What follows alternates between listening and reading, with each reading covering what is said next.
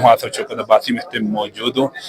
مری number کے اندر. یہاں پہ آج خطۂ کوثر ایک سیاسی عظیم رہنما سے محروم ہو گیا ہے, تو ہمارے ساتھ موجود ہیں خطۂ کوثر کے سینئر سیاستدان راجہ عتیق سرور صاحب, جو کسی تعارف کے محتاج نہیں. سر کیا کہیں گے,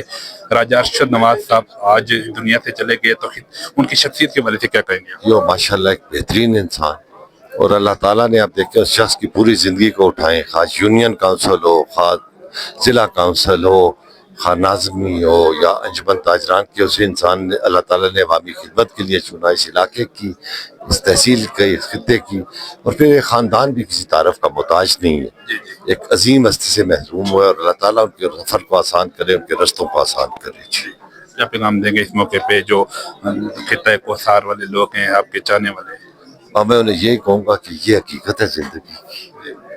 اور دیکھیں کہ ایک شخص بالکل ٹھیک ہنستا بستا اور اچانک اللہ تعالیٰ کی سے اللہ تعالیٰ نے حق کے رستے پہ بلا دی, اور ہم سب نے بھی جانے ہیں. تو بہتر یہی ہے کہ وہ عمل کرے کہ آج ماشاءاللہ ان کا آپ جنازہ دیکھیں, کہتے ہیں آپ کی زندگی کا آئینہ ہوتا ہے, اور یہ تعداد جو ہے اس چیز کا بالکل آمازی کرتی ہے کہ انہوں نے بہترین زندگی گزاری اور ایک متحرک انسان تھے, اور جس کا آج لوگوں نے بھی اللہ تعالیٰ اس دعا میں کسی کی تو سنے گا.